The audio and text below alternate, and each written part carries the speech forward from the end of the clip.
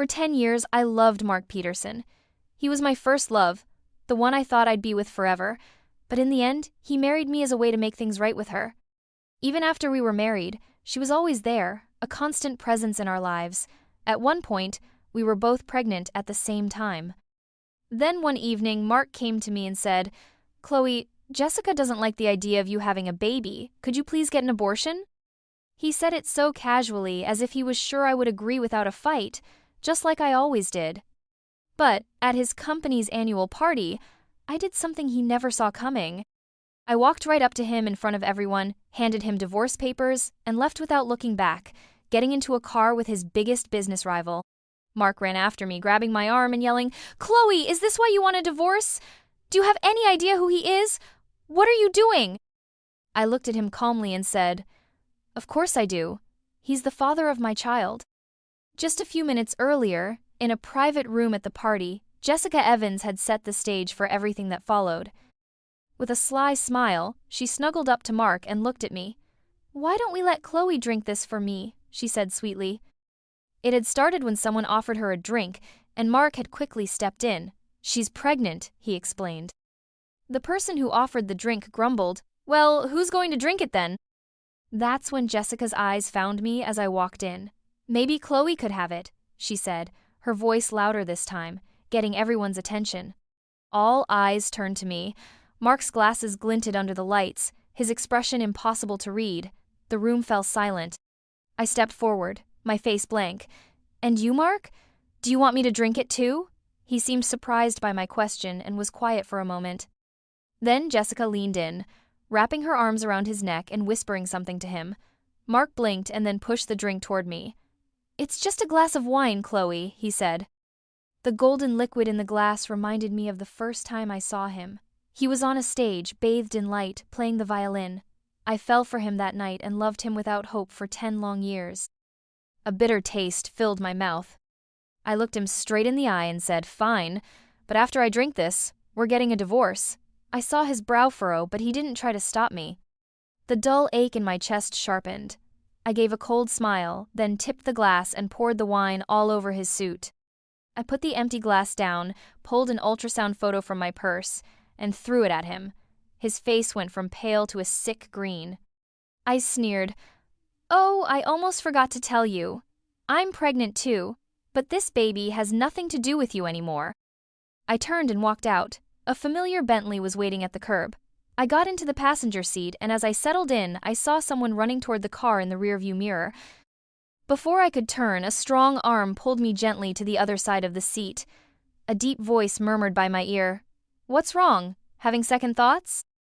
Alex Ryder looked at me with clear eyes that seemed to see right through me. I looked away. No. But after 3 years of marriage, I guess I'm allowed to feel something. Did Mark ever love me? Maybe. He bought me thoughtful gifts and always remembered little things. He made me herbal tea when I had cramps, and would drop everything to take care of me when my stomach hurt. I used to think we would continue like that, quiet and steady, until Jessica came back. It was only then that I realized a man's love can be divided. He can act like he's devoted to you while holding on to someone else. Alex laughed. "What kind of marriage was that? What kind of husband spends his wedding anniversary with another woman?" The memory made my blood run cold. On our anniversary, Mark had taken a phone call and never came home. I waited all night. I later found out Jessica had threatened to kill herself if he didn't come to her. He rushed to her side and they ended up in bed together. My fingernails dug into my palms, the pain a welcome distraction. Just as I was about to speak, a pair of warm lips brushed against my ear, catching me by surprise. Alex's low voice was teasing, "Tell me, Chloe, do you regret not choosing me back then?" When our parents had arranged our engagements, they gave me 2 choices, Alex or Mark. I chose Mark without a second thought. He was the man I had quietly dreamed of, while Alex had been a constant annoyance. In high school, Alex never left me alone, always flirting, never accepting no for an answer. His family eventually sent him overseas, but before he left, he cornered me at the school gate. I remember his shadow, long and sharp under the streetlight. His face was perfect, but his personality was wild. He leaned against the gate and smirked, "One last chance. Will you date me or not?" I tried to walk past him, but he blocked my way. Chloe, am I really that bad? When I didn't answer, he laughed bitterly. What's so great about Mark anyway? He acts so proper, but who knows what he's really like? I had been secretly in love with Mark for years and couldn't stand hearing anything bad about him. I lost my temper, shoved Alex, and snapped. Enough! Just because you're a mess doesn't mean everyone else is. He stumbled back, lit a cigarette, and looked at me through the smoke. So that's how it is? Fine. Run to your precious Mark. I don't care. He pressed a small clothing button into my hand and got into a black Mercedes without another word. That was the last I saw of him until the engagement was arranged. I chose Mark, never imagining he was already in love with someone else. He had loved Jessica for 10 years, keeping her a secret. Soon after we were married, he hired her at his company. At first, I didn't think anything of it, but then the pattern became clear. Whenever she called, he would rush out, claiming he had to work late. One day, I was rushed to the hospital with a perforated ulcer. As I lay in bed, a message appeared on my phone. It was a photo of Mark and Jessica, their heads close together, standing in front of a snowy mountain. The location was unmistakable. In Mark's eyes, I saw a light I'd never seen before. The message read, "Dear Chloe, Mark says he'll bring you next time, but I got to experience it first. The pain of my surgery was nothing compared to the ache in my chest. Mark had once told me those snowy peaks were the most beautiful place in the world, and he would take the woman he loved most there someday. I never thought someone else would see that view before me." Our car stopped outside Mark's house. As I was about to get out, Alex grabbed my hand. "Are you really going back in there? Why not come to my place?" He asked with a playful grin. "Stop it," I muttered, pulling my hand away. "We're not divorced yet." He didn't push, just raised an eyebrow. "Fine. But if he hurts you again before the papers are signed, I'll make sure he loses everything." Alex had taken over his family's company 2 years ago, and his ruthless business tactics were well known. I didn't doubt him, but for a powerful man like him, what was I? Just a prize he'd failed to win, now suddenly within his grasp. The wind was cold as I walked into the house. Mark was sitting on the couch. The moment he saw me, he stormed over and grabbed my wrist. "Chloe," he demanded, "what game are you playing?" We had fought about Jessica many times before, and he thought this was just more drama. But this time, I was just tired. I pulled my arm free and went to get a glass of water. His voice rose behind me. "Jessica is pregnant, and now you are too? What are the odds? Besides," he added coldly, "we've always been careful." My hand froze. A memory flashed in my mind, and everything became clear. "Yes," I murmured, turning to face him. "We always took precautions." I looked straight into his eyes. "So it was never about bad timing or the company. You never wanted children. My children. Is that it?" The words hung in the air. He turned his head away, a habit of his when he was trying to hide something. That small movement told me everything. Strings inside me felt like they were snapping one by one. I had always thought maybe he just didn't love me that much, but I believed he would at least be happy about having a child. Now I understood. He didn't just reject me, he rejected the very idea of a child with me. I set my glass down and managed a weak smile. "Mark, I'm not stupid enough to lie about being pregnant just to mess with you. I really am pregnant." I looked at him steadily. "And I meant everything I said tonight. You had an affair and had a child with another woman, and now you're questioning me? Let's get a divorce." I said it calmly, with a sense of finality. The guilt in his eyes turned to rage.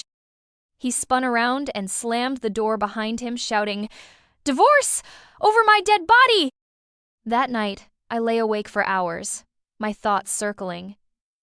If he loved Jessica so much, why couldn't he let me go?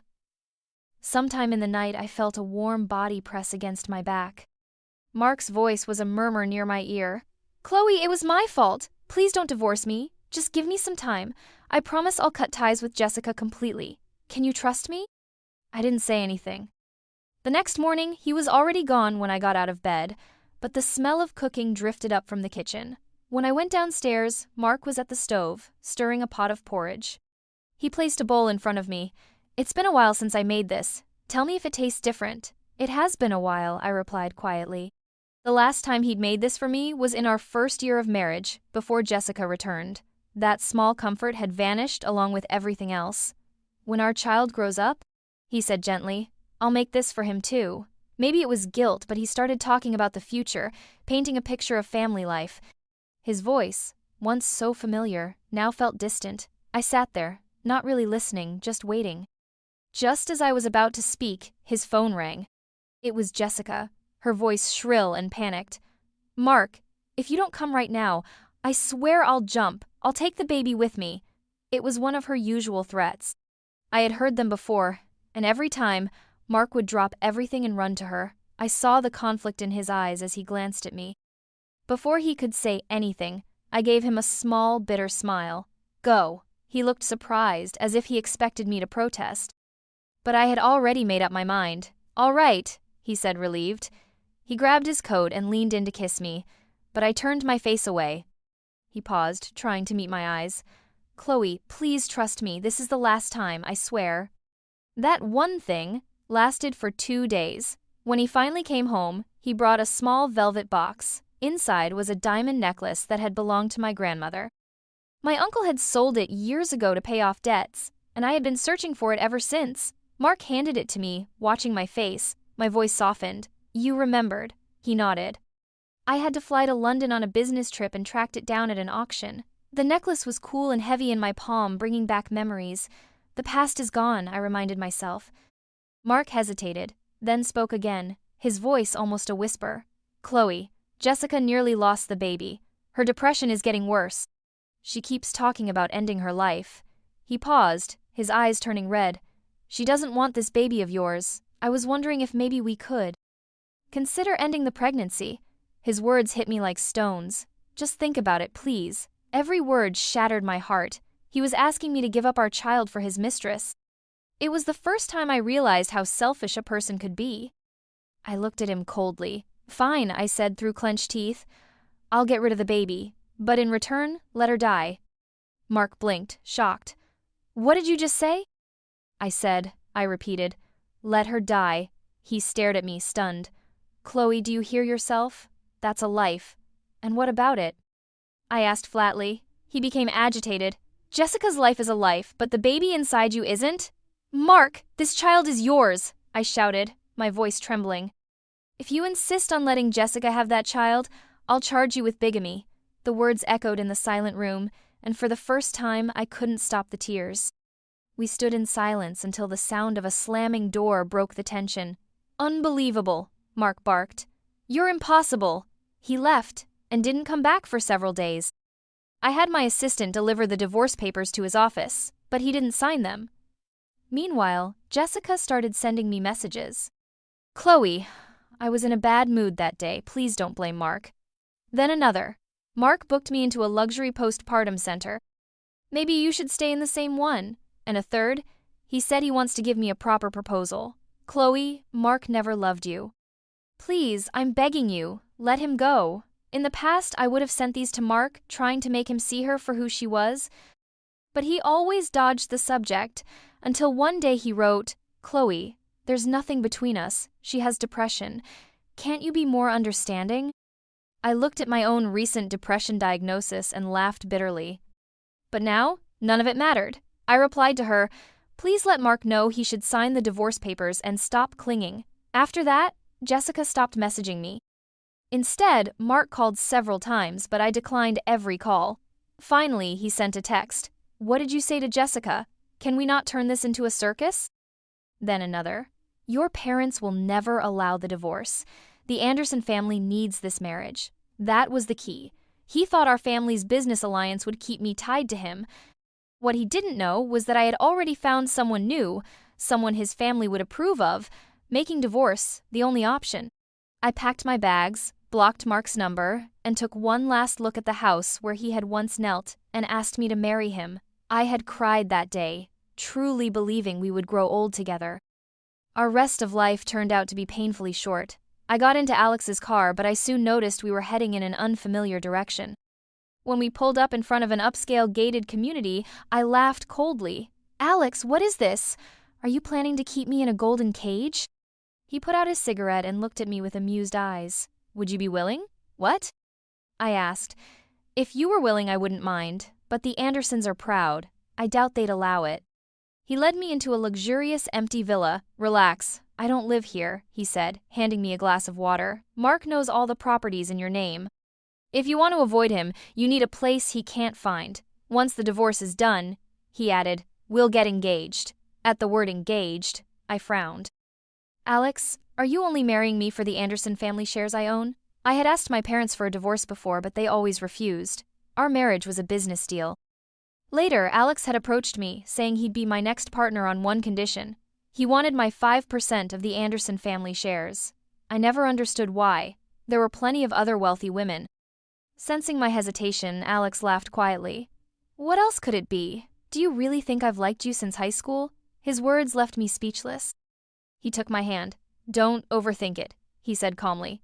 I never make losing deals. The Anderson family has something I want. He looked me in the eyes. And I'm not the kind of man who wants to be tied down. A marriage where we stay out of each other's way suits me just fine. That was what I expected. I understand, I said. Then what about the baby? I don't mind, he interrupted. Whether you keep it or not is up to you. He then reached for the wedding ring on my finger.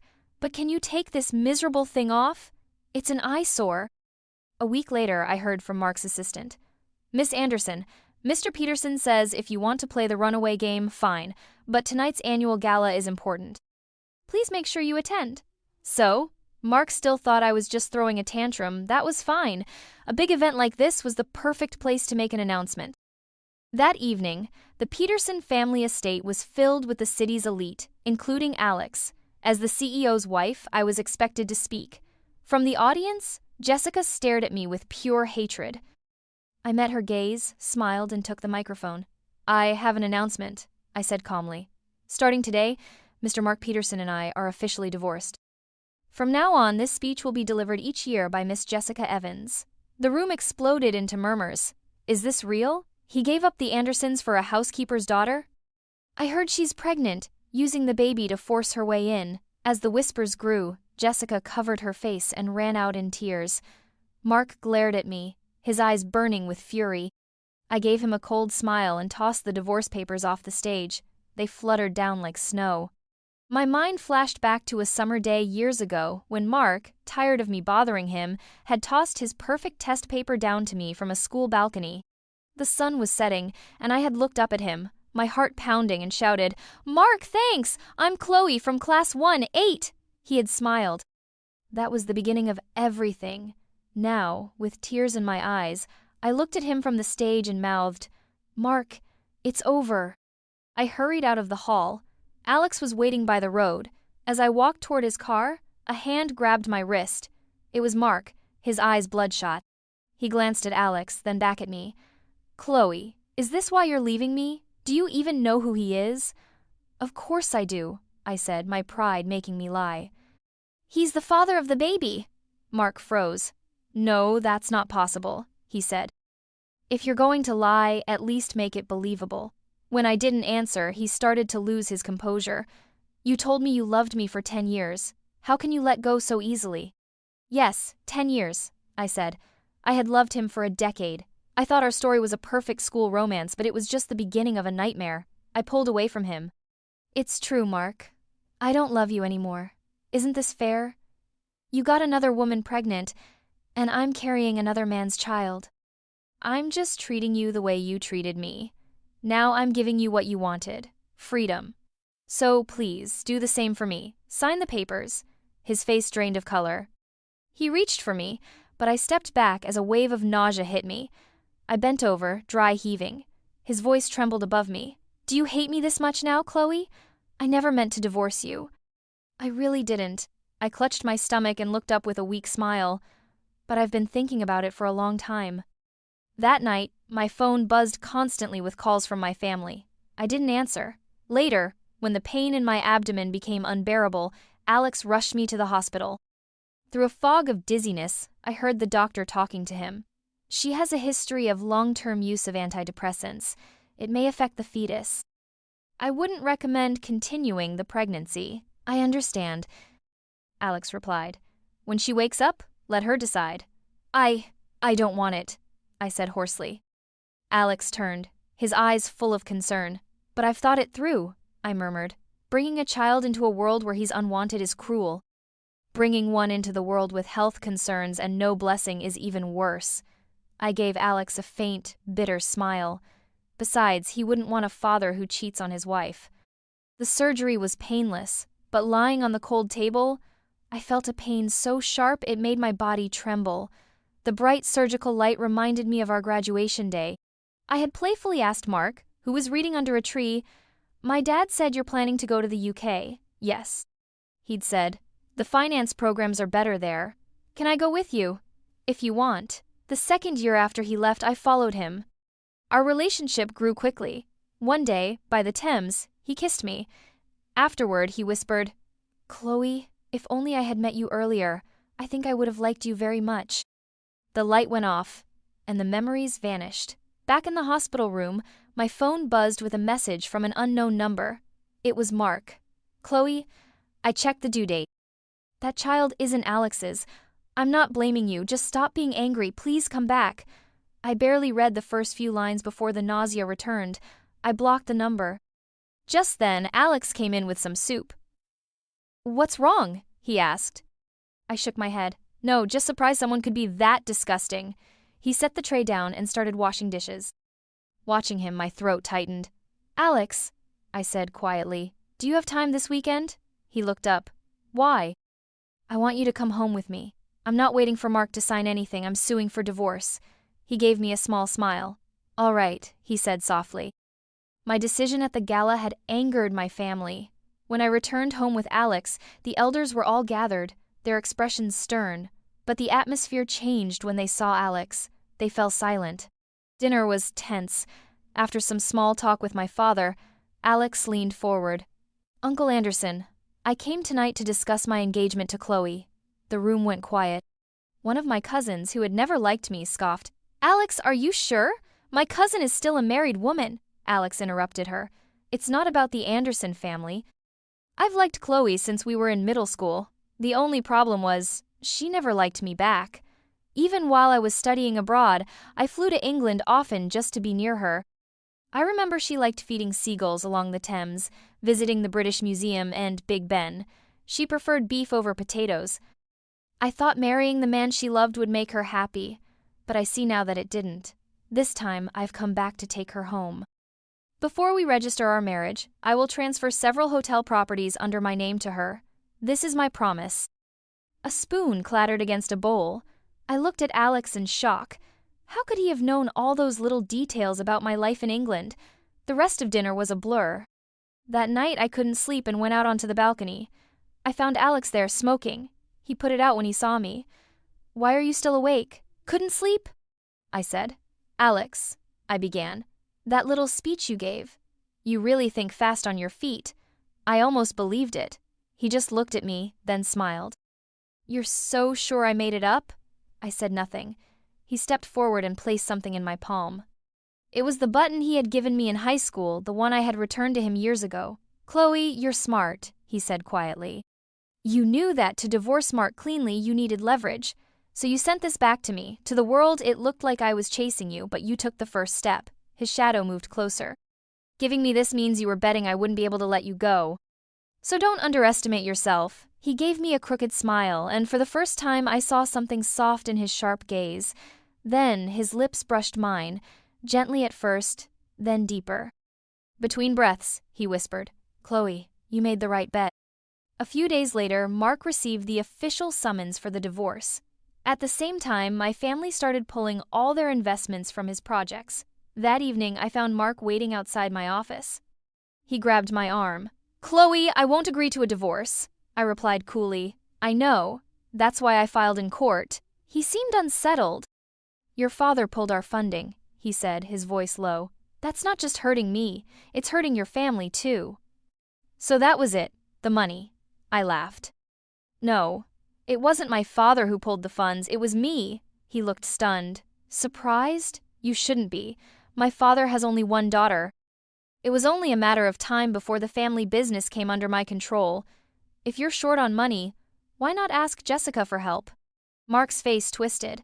I turned to walk away, but he called out, "Chloe, do you really have to be so harsh? I admit I've wronged you, but it's not like I never cared. And now you're carrying my child." At the mention of the baby, Something inside me broke. Grief and rage crashed over me. I stormed back and slapped him hard across the face. The sound echoed. I stared at him, my voice trembling with fury. That slap was for the child who died because of you. His eyes widened in shock. What do you mean? You hated me so much that you would kill our baby? His acting was Oscar-worthy. Once it might have moved me. Now it just made me sick. I pulled my hand free. Why are you pretending, Mark? You killed that child. You pushed me into depression, made me take medication for months, and even tried to make me drink for Jessica. Oh, and one more thing. I stepped closer. You were the one who suggested I terminate the pregnancy. Have you forgotten? His face turned ashen. He began to tremble. When did you find out you had depression? He asked, his voice flat. Of all the things to ask. It had never mattered to him before. The day you told me Jessica had it and begged me not to be too hard on her. With that, I walked to the door, then glanced back. As your former wife, I'd suggest a paternity test for the child Jessica is carrying. After all, she never belonged to just one man. A few days later, the signed divorce papers arrived. Soon after, the announcement of my engagement to Alex was published. Word was that Mark had taken Jessica to the hospital, flew into a rage after the visit, and had been drinking heavily ever since. One evening, Alex took me to meet some friends. In the VIP lounge, I saw a familiar figure slumped in a booth. It was Mark. He looked terrible, unshaven and drunk, with a woman laughing beside him. Our eyes met for a second. I saw him flinch. Alex's hand tightened on my waist. Want to make him squirm a little? He whispered. Before I could answer, his lips were on my neck. The room erupted in teasing cheers. His kisses were slow, deliberate. As I caught my breath, I saw Mark across the room, his eyes burning with rage.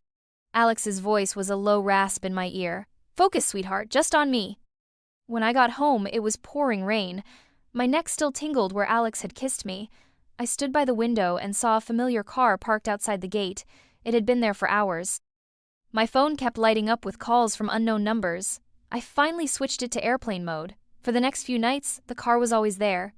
One day, after I walked Alex to the door, I found Mark standing silently in my hallway. He smelled of alcohol. Are you really going to marry him? He asked with a bitter smile. Yes, I said calmly. You should have received the invitation. It's fine if you don't come, but please send a gift. He stepped forward, his voice rising. Chloe, Alex isn't sincere with you. He's surrounded by women. Do you even know how filthy he is? Watching him lose control reminded me of the day Alex left years ago. How ironic. I laughed quietly. And you? Are you clean, Mark? He paused, his eyes turning red. I'm sorry, he murmured. Jessica's mother raised me. We grew up together. For a long time, I thought that attachment was love. He swallowed hard. When I was young, I promised I would marry her. So when my family arranged our engagement, I resisted. But lately, I've started to realize that maybe the way I feel about you, maybe that's what love really is. When I saw you with Alex at that club, it felt like something inside me shattered. Chloe, I know I have no right to ask anything from you. I tried to forget you, but I can't. His eyes filled with tears. Can you forgive me? He asked softly. Our eyes met, but I felt nothing. Not long ago, I thought his regret might bring me comfort. Now, seeing him cry, I felt only emptiness. I gave him a gentle smile. Mark, we should move on. I turned and walked away. Behind me, there was a heavy thud. I spun around. Mark was kneeling in the rain, his shoulders shaking. At the same time, a car sped by, and I heard the click of a camera. Later, my assistant showed me the latest gossip magazine. Our faces were blurred, but Mark's license plate was clear. The internet exploded. Our names were trending. Gossip accounts posted a video of Alex kissing me at the club, confirming I had cheated. The backlash was intense. Mark called my office in a panic. Chloe, I'm sorry. I'm trying to get the headlines taken down. I couldn't help but laugh. Do you really think there's anything left to investigate? He fell silent. I understand, he said quietly. After hanging up, I had my assistant prepare a public statement, including proof of Mark's affair and photos of Jessica with another man. If she wanted to destroy herself, I wouldn't stop her. The next day, my company released the statement. At the same time, I unblocked Mark's number and sent him a message. If you're willing to admit what you've done, I will forgive you. It wouldn't change the outcome, but his confession would be satisfying. Sure enough, not long after, netizens found Jessica's social media, and the comments flooded in. That night, she went live, tearfully claiming she had depression and was being slandered. She swore that I had seduced Alex while still married. What she didn't know was that while she was crying for sympathy, Mark's company released its own statement, acknowledging his affair but clarifying that I had only started seeing Alex after our divorce was finalized. Shortly after, Mark sent me a message. "Are you satisfied now, Chloe?" I set the phone aside without replying. Jessica's live stream had crossed into criminal defamation. My legal team began filing charges. For the next week, my PR firm released a new piece of damaging information about her every day, proof she faked her depression, that she'd been kept by an older man while studying abroad, even hints of drug use. Each one was enough to crush her. A few days later, our engagement party went on as planned. Mark didn't attend, but he sent an entire hotel as a wedding gift, a nod to a joke I'd once made. That night, Alex and I moved into our new home. After I had washed up, Alex walked in wearing a black robe. My heart jumped. He leaned over and stole a pillow from my bed. "You actually look kind of disappointed," he said with a smirk, his eyes lingering on my nightgown. "We're not married yet, Chloe." "Show some restraint!" I flushed and threw the pillow at him, but he just laughed and closed the master bedroom door. Just then, a message popped up on my phone from Mark's assistant. "Chloe, Mark was admitted to the hospital for a bleeding ulcer. He's been calling your name. Would you be willing to come?" At the hospital, I walked into the stark white room and saw Mark pale as a ghost. When he saw me, he opened his eyes. "Thank you, Chloe," he said softly. "Thank you for still coming to see me." I picked up his medical report. It was just acute gastritis. "Mark," I said coldly, "I came only to tell you one thing. Even if you drink yourself to death, I won't feel any pity." I pulled out the ring he had used to propose and placed it on the bed. He had proposed twice. Once, under a sky full of fireworks, he had knelt and said, "Chloe, this ring holds my heart, and now I give it to you." I looked at him lying there and smiled. "Take back your ring, I'm returning your heart to you." He picked up the ring with trembling fingers. "Is there really no chance for us?" he asked quietly. My heart no longer stirred. "Mark," I said calmly, "you once told me you resisted being with me. Then why did you kiss me by the Thames?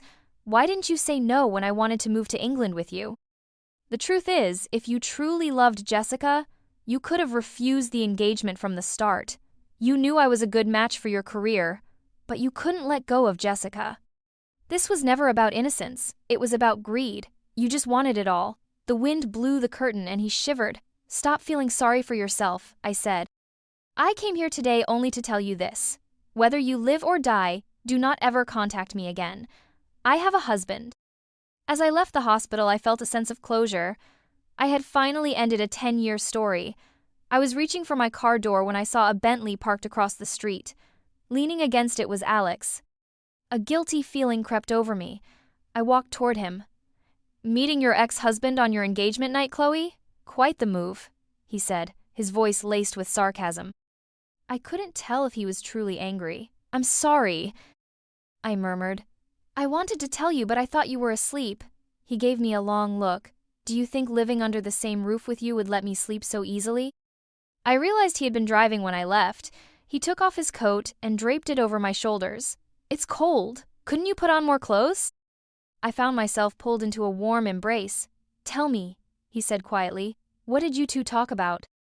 I gave him a brief summary. When I finished, he frowned. "And that was it? You just let it go?"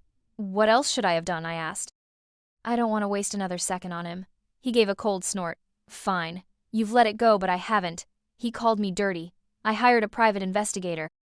If he can find a single rumor about me and another woman, he can have whatever he wants." His words sank in. I looked up at him, and his gaze was steady and burning. "Yes," he said softly. "You were right to suspect me before. I've liked you since high school." The cold wind howled, but I barely felt it. I stared at him, shocked. Just as I opened my mouth, a blinding light flashed. There was a screech of tires as a car sped directly toward me. A figure dashed into the street, throwing himself in front of me. The sharp smell of disinfectant filled the air, mixed with the wail of sirens. Before the car hit, I saw the driver's face. It was Jessica, grinning like a demon. Alex instinctively pushed me aside. Just then, another figure ran out from the sidewalk. It was Mark. The driver slammed on the brakes, but it was too late. The car struck both men. Outside the operating room, the red light finally turned off. I rushed to the doctor. "How are they?" "Don't worry," he said. "Neither is in any danger, but one of them has a spinal injury and will likely need a wheelchair for a long time." My breath caught. "Which one?" I whispered. The doctor hesitated. "Mr. Peterson." Relief washed over me. "How long is a long time?" I asked. "A lifetime," he answered. Jessica was charged with attempted murder. Alex's leg was broken. After we got home, he acted like a giant baby. I had to help him with everything. One afternoon, I lost my patience and slammed his food bowl on the table. "Alex, your leg is broken, not your hands." He pouted. "Well, I did take a car for you, and my dear big sister doesn't even feel sorry for me. For nearly a month, I was basically his servant." Then one night he refused to leave my bed. As I was about to kick him out, he grabbed my ankle. "Do you remember what tomorrow is?" he whispered, his breath hot on my ear. "Yes. Why?" I asked, confused. The lamplight cast shadows on his face. He chuckled and slid a hand around my waist. "To make sure you never feel wronged, I figured tonight I should let you try the goods, so you can decide if you still want to sign the papers tomorrow." Before I could remind him about his leg, I heard a thud. It was his cast, discarded on the floor. The next morning, sore from head to toe, I was half carried by Alex to the marriage office. That evening, he took me to a revolving restaurant at the top of the tallest skyscraper in the city. As dessert was served, the lights dimmed. Before I could turn on my phone's flashlight, 1,000 drones rose above the river, forming our names in the sky. The billboards on the surrounding skyscrapers lit up with the same message, "Marry me." I turned back to see Alex kneeling before me, and tears filled my eyes. "Alex, He gently interrupted me. "This isn't just a proposal, it's a chance. I want you to give me the chance to pursue you all over again." For the first time, I saw nervousness on his face. "Even if you had never sent that button back, I would have found you, Chloe. I know you only agreed to our engagement because of the situation, so now I want to chase you for real. Just the two of us. Will you let me try?" The drones shimmered above the city. Elsewhere, standing on the riverbank, Mark had his driver pull over. He wheeled himself to the water's edge. He had thought the display was a promotion, but when he saw our names, he realized it was a proposal. Back when Alex was in the hospital, Mark had rushed there, but he knew even then it was too late. He had lost her. She once called him greedy, and perhaps she was right. He had mistaken another woman's dependence for love and, in trying not to lose that, had lost the woman who truly loved him. This bold proposal outshone anything he had ever done. He had tried to dig up dirt on Alex, but found nothing. All he discovered was that Alex had flown to England frequently during his years abroad, remaining untouched by scandal. How could a man be so disciplined? He never understood, but he finally realized that for her, maybe it was possible.